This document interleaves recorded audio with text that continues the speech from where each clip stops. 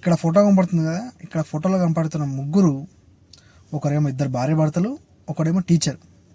అసలు ఏమైందిరా నేను చూస్తే ఇది బీహార్లో జరిగింది. మొగ్గుడు పక్కన చనిపోయి ఉండంగా టీచర్ తోటి సమజీవనం చేసింది. అది పడుకుంది మొగుడు దగ్గర.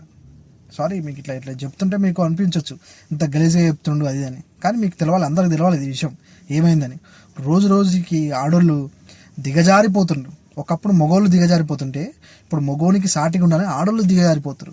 అసలు ఏమైందంటే ఇక్కడ ఫోటో కనపడుతుంది, ఈమె ఒక హౌస్ వైఫ్. ఇక్కడ సెంటర్లో ఉన్నాడు కదా ఆయన భర్త, ఆయన ఒక ఆటో డ్రైవర్. వాళ్ళకి ఇద్దరు పిల్లలు.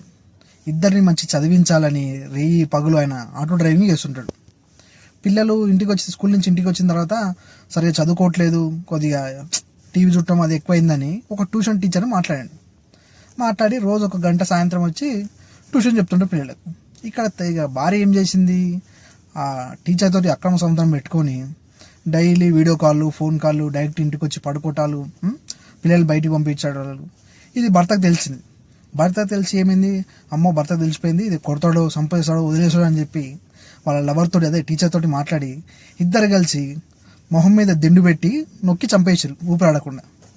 అదే టైంలో పైన బాడీ పక్కన ఉండగా బెడ్ మించి కింద పడేసి అదే టైంలో అక్కడ మగుని చంపేసిన నాకు ఇంగిత జ్ఞానం లేకుండా సిగ్గు శరం ఒక ఆడదానని తెలియక అక్కడే టీచర్తో పడుకుంది ఆయన బాడీ ముందే. ఎంత దారుణంగా తయారవుతారంటే ఆడోళ్ళు మగోళ్ళకి దీటుకుండాలని మరి ఇంత దారుణానికి కూడా కొడుతారు. చీ అమ్మ, సొసైటీ ఎటు పోతుందో నాకు అర్థం కావట్లేదు.